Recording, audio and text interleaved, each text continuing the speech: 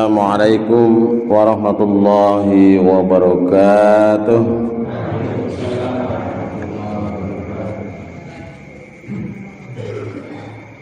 Alhamdulillah, nahmaduhu wa nasta'inuhu wa nastaghfiruh wa na'udzu billahi min shururi anfusina wa min sayyiati a'malina. May yahdihillahu fala mudilla lahu wa may yudlilhu fala hadiyalah. Asyhadu an la ilaha illallah wahdahu la syarika lah wa asyhadu anna Muhammadan abduhu wa rasuluh.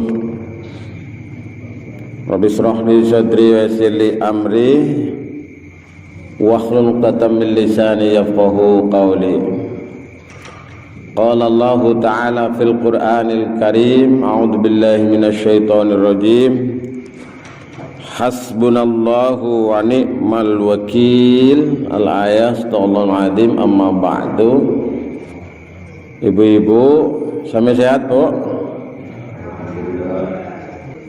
Sami sehat, bapak-bapak niki sederek-derek. Ibu-ibu, bapak-bapak lan sederek daya ingkang kawula hormati, ing mriki kula badhe ngaturaken sekedhik babagan ngengingi salah satunggalipun hiasan seorang muslim, yaitu yang namanya syaja'ah. Napa? Syaja'ah. Syaja'ah itu artinya berani, wani, ora kecing, mboten wedian. Jadi wong Islam kudune berani. Berani dalam pengertian siap menantang siapa saja tanpa memperdulikan apakah di pihak yang benar atau yang salah, bukan begitu. Dan bukan pula berani memperturutkan hawa nafsunya, tapi berani yang berlandaskan kepada yang dilakukan dengan penuh pertimbangan. Karena keberanian itu tidak mesti ditentukan oleh fisik. Orang mesti sing awake gede, kekar, bentelot, gue sing wanian dereng karuan, nggih. Kadang-kadang bocah cilik kemelintik tapi wanian. Nah, niku. Nah, nanti kita akan membahas mengenai syaja'ah ini sedikit. Nah, keberanian ini ditentukan oleh kekuatan hati dan kebersihan jiwa. Jadi berani ini yang menentukan adalah karena bersihnya hati dan kekuatan jiwa. Orang menyampaikan, mengkampanyekan masalah korupsi, ya mestine wong sing mengkampanyekan anti korupsi kan wong sing ora korupsi. Kan niku nggih. Karena banyak orang yang fisiknya kuat, besar, tapi hatinya lemah, pengecut. Sebaliknya banyak pula yang fisiknya kelihatan kecil, lemah, tapi dia hatinya seperti singa. Singa padang pasir. Wah. Singa naik wis menyat, waduh nggih. Wah. Lakalawan. Maka Rasulullah bersabda dalam hadisnya, ya, ini sangat terkenal dulu hadisnya, walaupun sekarang ya masih terkenal juga. Laisa syadidu bisur'ah.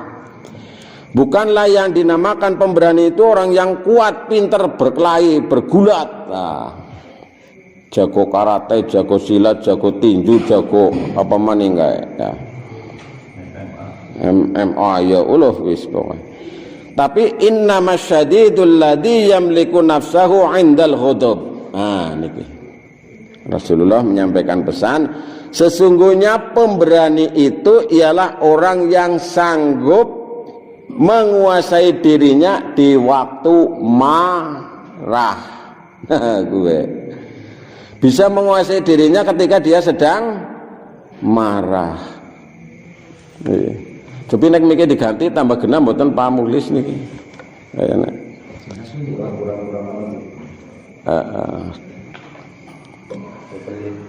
Iki nek nganggo kiat tambah genah apa tambah loro mikir.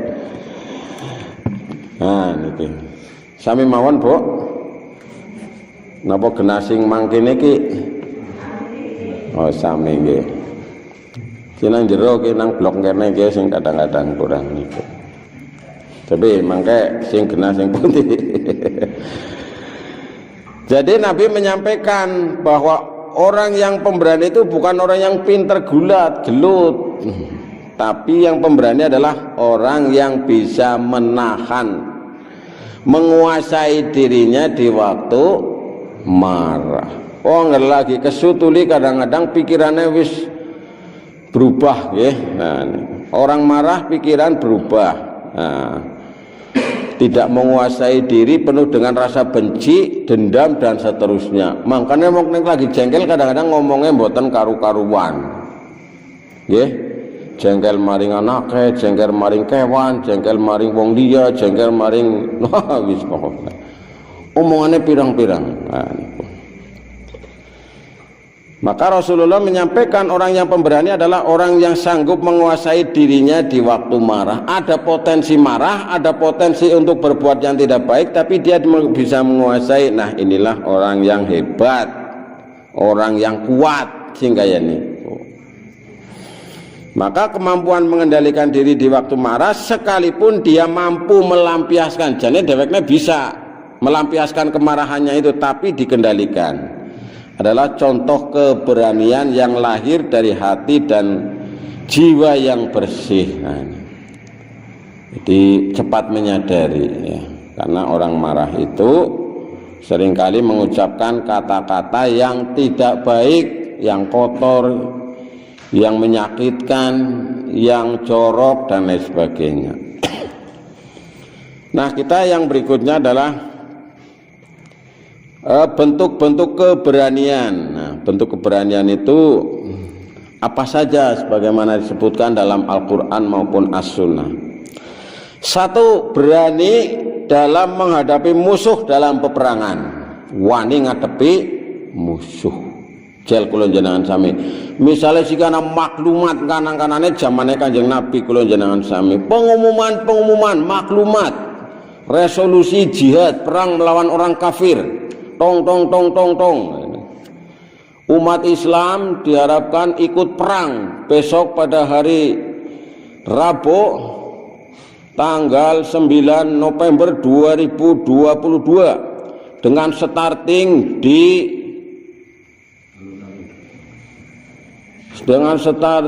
di Gunung Cendana. Mangkat perang. Nah, wong Islam sing wis temenanan gue mangkat Pak. Kecil. Sing jenenge wong mangkat perang tulih ya mangkat ngana bisa bali urip utawane bali gari jenenge tok almarhum. Nah niku. Nah, seorang muslim harus berani terjun ke medan perang menegakkan dan membela kebenaran. Dia harus terus maju sampai menang. Harus maju sampai menang, atau kalau dia tidak berhasil memenangkan, dia mati syahid. Tidak boleh mundur, lari, meninggalkan medan, kecuali mundur untuk bergabung dengan pasukan Islam yang lain. Nah, dilurukna mundur, sekali layar berkembang, pantang mundur sebelum menang. Maju tak gentar, membela yang benar, ya. Bukan membela yang bayar, luput. Nah, Rasulullah dan para sahabatnya sudah memberikan contoh yang demikian itu dengan gagah beraninya mereka. Dalam perang Badar misalnya, dengan kekuatan personil kurang lebih 300 orang, mereka berani menghadapi musuh dengan kekuatan 3 kali lipat. Telu lho, siji lawan telu Pak, cara umpamanya adu Arab, siji lawan telu, senjatane karena lebih lengkap, lebih akeh. Dan ternyata Rasulullah dan para sahabat berhasil mencapai kemenangan. Ini nanti bisa dibaca dalam Quran, keterangannya di dalam surat Al-Anfal ayat 15 sampai 16. Nah, ini bentuk keberanian, berani wani mangkat perang menghadapi musuh. Kalau jenengan wani apa ora siki nek kon mangkat perang umpamane kanan-kanane. Bahasane kurungu pengumuman perang terus umpetan nang isor wit gedang. Terus umpetan bali men kono aja kewenangan, ya, Pak. Karena perang itu resiko. Dulu saya ceritanya nang bapak kayak wong anggere sing ora wani perang, Pak, krungu bedil wis kepoyo-poyo, Pak. Dur kan bayangannya mungsuhe nang sandinge. Iji-iji karena peluru nyasar ngenangi sirah. Jajal. Tapi orang yang berani dia akan menghadapinya ya. Dia menyiapkan peralatannya. 2. Keberanian menyatakan kebenaran. Kalimatul haq. Berani menyatakan yang benar. Maka ada pepatah dulu yang sangat terkenal, berani karena benar, takut karena salah. Nek wani ya maju, wong anu barang bener. Nek anu barang salah ya jadi wani-wani kena. Nah, niku. Maka dalam hadis riwayat Abu Daud dan Tirmidzi, Rasulullah menyampaikan afdalul jihad kalimatu adlin inda sultan jair. Nah, ini biasanya ayat-ayat tinggal nangaring wong-wong sing lagi pada mengkritisi pemerintah. Nah, ini. Jihad yang paling afdol adalah memperjuangkan keadilan di hadapan penguasa yang zalim. Nah, ini berani menyatakan kebenaran. Iya, penguasa itu kan kadang-kadang mabuk ya, orang kalau lagi punya kekuasaan, punya harta, punya jabatan, itu mabuk Pak, oreling, kepenginnya apa-apa diraup dewek. Nah, itu. Maka perlu diingatkan. Siapa yang mengingatkan? Ya orang yang berani itu, orang Islam. Nah, jadi ada kalimatul haq inda sultan jair, memperjuangkan kebenaran di hadapan penguasa yang zalim. Karena memang kebenaran memang harus disampaikan. Maka dulu ada sering kita mendengar qulil haqqo walau kana murron, katakanlah yang benar walaupun itu pahit. Nah, resikonya ini akan lebih besar lagi kalau yang dihadapi adalah penguasa yang kejam. Nah, siapa yang menjadi contoh seperti ini? Nabi Ibrahim menyampaikan kepada Raja Namrud. Nabi Musa menyampaikan kepada Raja Fir'aun. Luar biasa, raja lho Pak. Pasukannya pirang-pirang, senjatanya pirang-pirang, dihadapi saja. Luar biasa. Dan tidak punya rasa takut sedikit pun. Nah, Pak. Luar biasa ya. Para nabi rasul, resikonya ya mati kalau tidak hati-hati.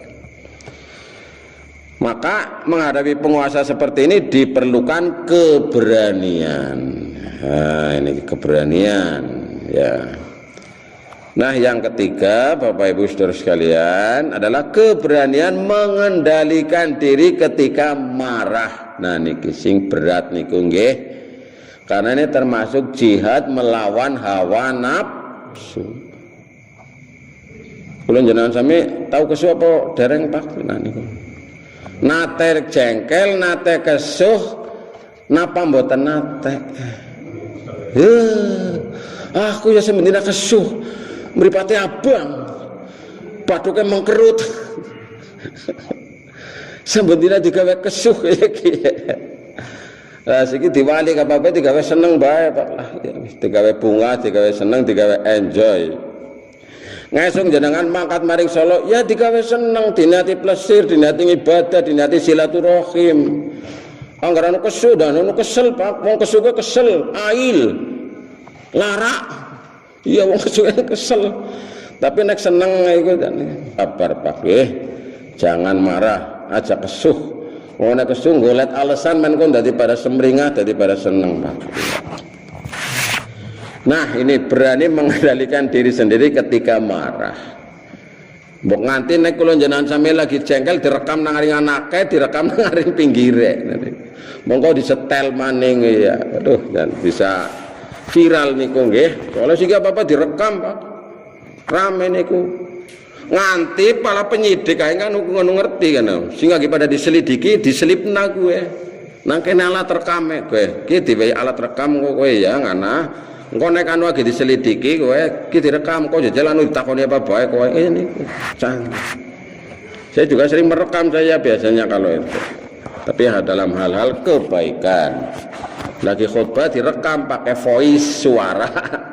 Nanti foto misalnya. Nah, Kembali kepada yang ketiga ini, mengendalikan marah ketika ada potensi untuk marah. Jadi bisa nang kono jengkel, bisa ngamuk, bisa wong anu sing dijengkeli anu nangis sore dewek misalnya. Seperti tadi dalam hadis yang saya terangkan di atas, hadis riwayat Bukhari Muslim atau muttafaq alaih. Jadi ada 3 jenis itu.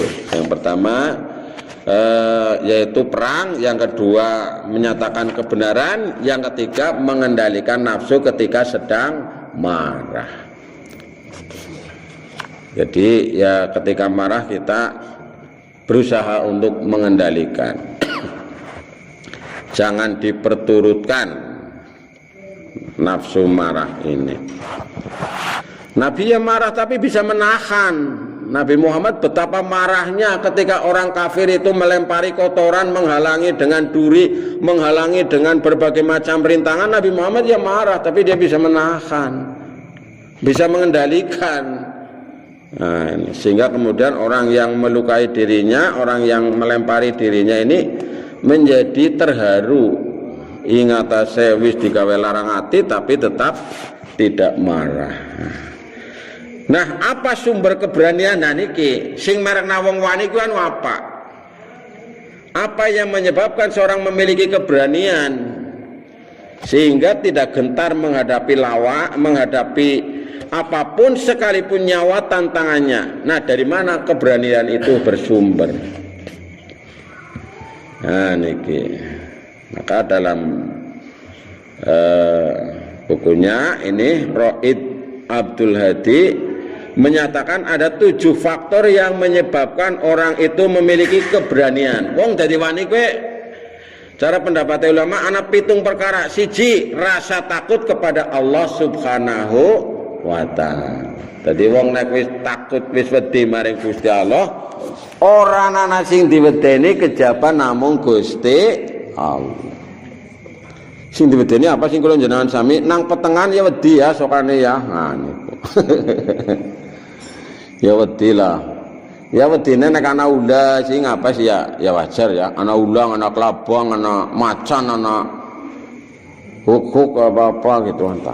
Tapi kalau takutnya itu karena kita ini faktor yang lain, maka berarti kita belum mencapai rasa takut kepada Allah Subhanahu wa taala. Mereka punya keberanian karena yakin Allah pasti akan memberikan pertolongan dan perlindungan. Kula jenengan sami mbok nek lungan donga nggih, bismillahirrahmanirrahim tawakkaltu 'alallahi la haula wala quwata illa billahil aliyyil azim. Mbok niku mun hebat banget, luar biasa, jos mantap. Lah kowe si wedi jare wis ndonga mari Gusti Allah.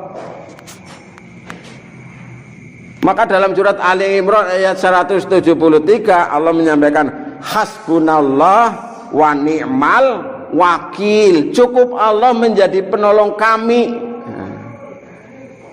Hasbunallah wa ni'mal wakil. Cukuplah Allah menjadi penolong kami. Innallaha ma'ana. Ora usah wedi Gusti Allah bareng kula jenengan sami. Nah, karena Allah itu sebaik-baik pelindung. Jere wis ndonga, wis duwe keyakinan la haula wala quwata illa billahil aliyyil azim. Si orang ngandel karo la haula wala quwata illa billah. Nah, iki kan berarti kudu dikoreksi.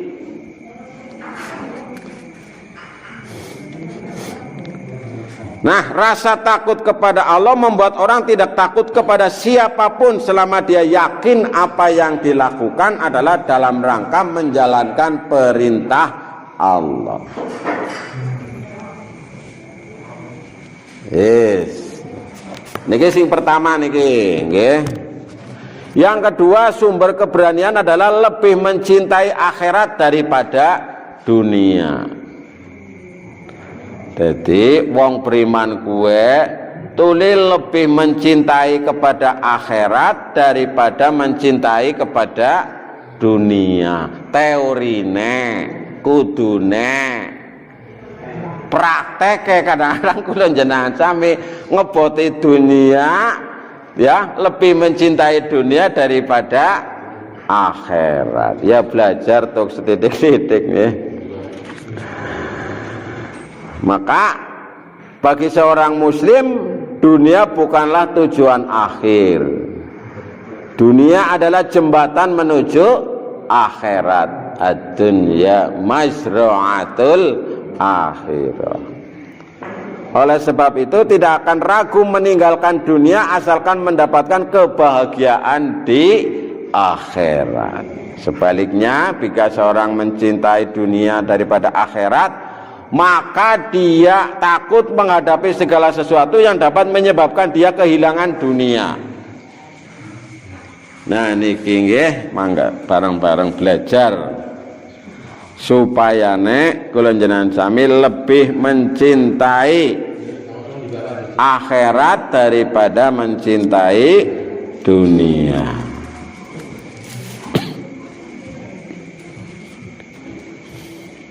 Maka dalam surat At-Taubah ayat 38 Allah menyampaikan, ya ayyuhalladzina amanu ma lakum idza qila lakum unfiru fi sabilillahi itsaqaltum ilal ard araditum bil hayatid dunya minal akhirah fama mata'al hayatid dunya illa qalil. Hai orang yang beriman, apakah sebabnya apabila dikatakan kepada kamu berangkatlah kamu untuk berjuang di jalan Allah, kamu merasa berat dan ingin tinggal di tempatmu? Apakah kamu puas dengan kehidupan dunia sebagai ganti kehidupan akhirat? Padahal kenikmatan hidup di dunia ini dibandingkan dengan akhirat hanyalah sedikit. Jadi inilah Bapak Ibu Saudara sekalian. Wis. Niki sing nomor kali sumber keberanian itu karena dia lebih mencintai akhirat daripada dunia. Sebelum saya hukum kamu saya persilakan memilih. Kalau kamu tetap meyakini Allah sebagai Tuhan kamu, akan saya bunuh. Nah, tapi kalau kamu meyakini bahwa saya ini adalah Tuhan kamu, kamu akan selamat. Pilih mana kamu? Nah, saya tetap memilih Allah sebagai Tuhan saya. Saya ulangi lagi, kalau kamu mengakui saya sebagai Tuhannya, maka kamu selamat. Tapi kalau kamu tetap meyakini Allah sebagai Tuhan kamu, maka kamu akan saya bunuh. Nah, dulu ancamannya begitu Raja Fir'aun. Saya tetap beriman kepada Allah, dibunuhlah dia. Nah, dia lebih mencintai akhirat daripada dunia. Yang ketiga, kenapa orang itu berani? Karena tidak takut mati. Orang wedi mati, berat nggih.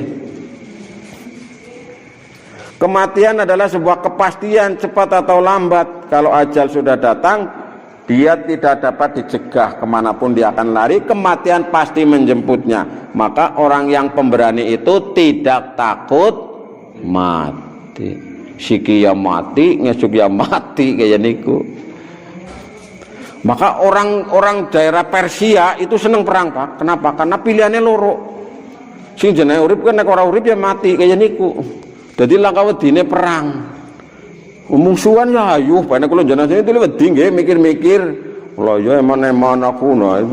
Apa meneh aku urung bojo, apa meneh ku bojoku wis enom, apa nang aku urung anak dan sebagainya. Wedi, Pak. Kalau orang-orang padang pasir itu enggak takut. Nah, kemanapun dia lari pasti maut akan menjemputnya. Maka Allah menyampaikan pesan dalam surat An-Nisa ayat 78, ainama takunu yudrikumul mautu walau kuntum fi burujim musayyadah. Di mana saja kamu berada, kematian akan mendapati kamu kendati pun kamu berada di benteng yang kokoh. Kalau jangan sampai kumpulan nang dina wis ditimbang mati ya tetap mati. Sing mriyang bae, digawa rumah sakit bae. Orang mati-mati panjang umur ya esiana. Sing ora krungu-krungu mriyang ijik-ijik meninggal ya nu akeh. Nah, maka seorang muslim tidak akan takut mati apabila mati dalam jihad, karena setiap prajurit pasti dia menginginkan. Maka bagi mereka kematian adalah jalan menuju surga. Jadi semangat itulah yang menyebabkan para prajurit Islam punya keberanian yang luar biasa. Panglima perang pada waktu itu, Khalid bin Walid, pernah mengatakan kepada pasukan Romawi, kami datang dengan pasukan yang mencintai kematian. Oh, medeni nggih. Sebagaimana kalian mencintai kehidupan. Ini kata Khalid bin Walid, panglima perang.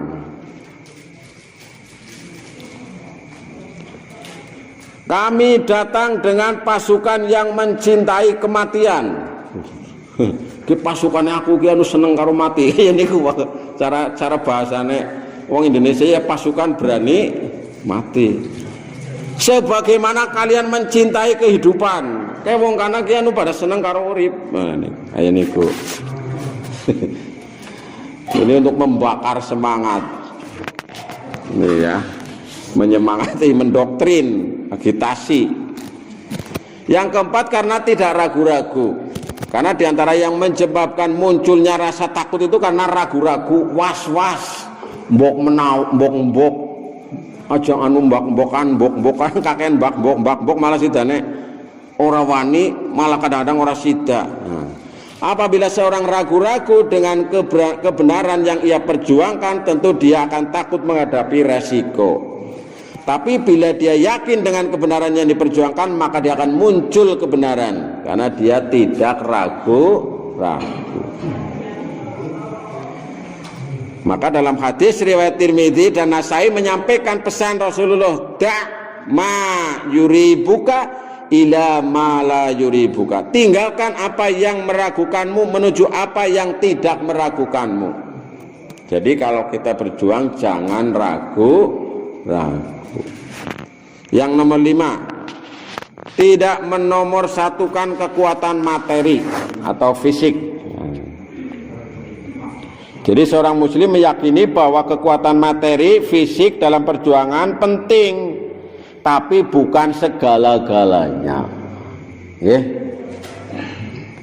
Wong sing jenenge jumlah setitik apa mesti kalah nang jumlah sing akeh durung karuan. Contohnya pasukannya Daud bisa mengalahkan pasukannya Raja. Aku sok walik-walik Tolut karo Jalut. Maka Allah berpesan dalam surat Al-Baqarah ayat 249, kam min fi'atin qalilatin ghalabat fi'atan katsiratan biiznillah wallahu ma'as sabirin. Betapa banyak golongan sedikit dapat mengalahkan golongan yang banyak atas izin Allah. Dan Allah beserta orang-orang yang sabar. Maka jumlah yang banyak misalnya tidak menjamin kemenangan. Pasukan Islam bisa mengalahkan musuh dalam perang Badar misalnya, sekalipun jumlahnya itu lebih banyak. Kudune kalah secara teori, jumlahnya setitik, persenjataannya kurang lengkap, keleh, tapi nyatanya menang. Karena apa? Berani. Karena apa? Saja'ah. Karena apa? Tidak mendewakan kepada materi dan fisik, tapi dia sudah semangat. Nomor 6, nah, ini adalah tawakal dan yakin akan pertolongan Allah. Jadi orang yang berani itu yakin akan pertolongan Allah. Kulo jenengan sampe kudu yakin Pak maring pertolongane Gusti Allah. Nang ndi bae kudu yakin nggih. Jenengan dunga-dunga terus dilalai kena masalah, yakin kepada pertolongan Allah. Berdoalah kepada Allah. Jangan sampai kemudian kita hanya mengedepankan kepada pikiran saja. Waduh, kayak aku ya bisa balik, kayak aku ya cilaka, kayak aku ya dan sebagainya. Tetap optimis, Pak. Kulo wingi nembe ngalami niku, kulo cerita nu barang nyata. Sing ora tak duga-duga malah sidane aku anu dadi ngerti ilmune. Aku lagi maring gandrung ana acara naring kana, kuncine ilang. kuncinya hilang, bahasa tak pikir-pikir kue ternyata nang jero jaketnya terlebok na joknya kancing klak kayak niku Pak. Ya lebih Pak. Kulon pun golek tukang kunci Pak, golek tukang kunci. Cara nang kene ya kang cokir niku nggih. Ora nemu Pak. Takun nganang-ngene lah kasih bisa wis. Wah wis lah, kok gampang lah. Bismillah, moga-moga Gusti Allah mawi petunjuk. Wis rampung acara terus arep balik gitu. Piye iki ya? Setelah kamu apa iki? Delalah tukang parkire gue. Mas, dia kunci kula pun nyobi kali kunci pirang-pirang bak ana wong liya tak jaluk kunci mbok pas teko klek ora dadi bae. Terus sidane ana tukang parkire niku. Nang apa Mas? Piye kuncine aku ketinggalan nang jero. Mau nang blendi nang belang kene. Dirogoh Pak. Jadi tangannya dilebokna sret. Joknya mandan ditarik mendhuwur, jaketnya ditarik tuh sithik kayak ter. Wih, iki pinter ki wong ya. Jaketnya ditarik pakainya niki Pak tuh sithik Pak. Niku jok tadi mandan dijunjung sithik karo tangan niku kan bisa niku. Mboten jepit akhirnya jaketnya ditarik sret. Kuncinya nang jero Pak. Iya iya. Wah Gusti Allah ki ngepenak maring aku lewat tukang. Ini pengalaman rika aku ya kayaknya gue nyoba. Pasrahna Gusti Allah dalam kondisi-kondisi tertentu ketika kita sudah usaha pasrahna Gusti Allah bae. Wa may yatawakkal 'alallah fa huwa hasbuh. Ngandel apa ora karo. Dan barang siapa yang bertawakal kepada Allah, niscaya Allah akan mencukupkan keperluannya. Ora ngandel karo Gusti Allah, arep ngandel karo siapa? Dicukupna Pak, sing penting yakin. Sing penting temenan niku nggih. Kula nate riyin jamane mbiyen kelangan motor wis pasrahna Gusti Allah ketemu Pak pindho mawina niku. Pasrahna karo Gusti Allah. Yang penting intinya kita tadi la haula wala quwata illa billah. Kunang pelajaran SD nang MI kowe sudah kelas 4 atau kelas 5 wis ana la haula wala quwata illa billah. Cuma ini hanya sebatas verbal. Nah kita ini perlu diamalkan dalam kehidupan sehari-hari. La haula wala quwata illa billahil aliyyil azim. Boleh nyebut aja la haula wala quwata, burung rampung. La haula wala quwata, la haula wala quwata. Berarti orang ana daya lan kekuatan. Gue pada bae la ilaha, la ilaha. Tidak ada Tuhan, tidak ada Tuhan. Nah, gue luput. Gue omongannya mien Raja Fir'aun gue arep nyebut la ilaha illallah diblesakna maring laut. Nah, jadi tawakal dan yakin akan pertolongan Allah yang keenam ini kita perlu Pak. Kita perlu latihan, perlu riadoh tawakal maring Gusti Allah. Iya, jadi tidak semata-mata mengandalkan kemampuan diri sendiri. Aku bisa sugih kayak gini, aku bisa dunyane mambrah-mambrah kayak gitu, usahane aku. Padahal itu asli murni adalah pemberian dari Allah Subhanahu wa Ta'ala. Yang ketujuh, yang terakhir, ini sumber keberanian adalah karena hasil pendidikan. Jadi sikap yang lahir dari pendidikan, baik di rumah, sekolah maupun di lingkungannya, ada rasa keberanian. Berani Pak. Maka anak-anak yang dididik, diasuh oleh orang tua yang berani, insya Allah dia akan tumbuh keberanian. Nah Bapak Ibu saudara sekalian, sebagai penutup kali di samping nggih, nakasih nggih mangga. Sebagai penutup ini, lawan dari sifat sajangah adalah al-jubn ya, al-jubnu ya, atau penakut, kecing, kucur, apa maning nek cara bahasa bocah siki ya cemen gue ya, cemen ya niki nggih.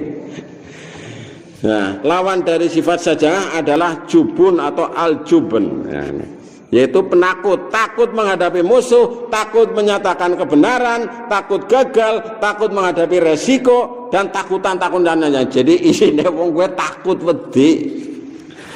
Nah, penakut termasuk sifat yang kurang baik, tidak baik, yang tercela.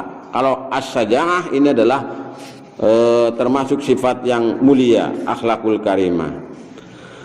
Maka penakut ini adalah sifat yang tidak baik, sifat orang yang tidak benar-benar takut kepada Allah Subhanahu wa taala. Maka dalam peribahasa dikatakan siapa yang takut kepada Allah, Allah akan membuat segala sesuatu takut kepadanya. Saya ulangi, siapa yang takut kepada Allah, Allah akan membuat segala sesuatu takut kepadanya. Man khawfallahu khawwafallahu minhu kulla syai'in. Sebaliknya, ini siapa yang tidak takut kepada Allah, maka Allah akan membuat dia takut kepada segala-galanya. Jadi wong sing ora wedi karo Gusti Allah kuwi arep wedi maring apa-apa. Nah niku. Terutama dalam hal kebenaran.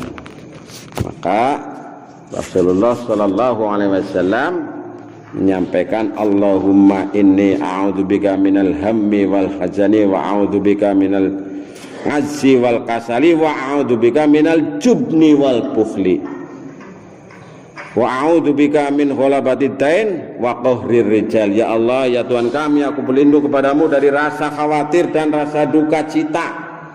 Aku berlindung kepadamu ya Allah dari sifat lemah dan malas. Aku berlindung kepadamu dari sifat penakut dan kikir. Dan aku berlindung kepadamu ya Allah dari rongrongan, hutang dan paksaan orang-orang yang zalim. Ini hadis yang biasanya dibaca sebagai doa dari Rasulullah sallallahu alaihi wasallam. Makaten para bapak ibu lan sedherek ingkang kawula hormati, ingkang saged kula aturaken niki nggih menemukan semangat. Sawetawis makaten mangke dilanjut dengan pengumuman informasi salajengipun. Sawetawis kita pungkasi kanthi waosan hamdalah sareng-sareng alhamdulillahirabbil alamin. Assalamualaikum warahmatullahi wabarakatuh.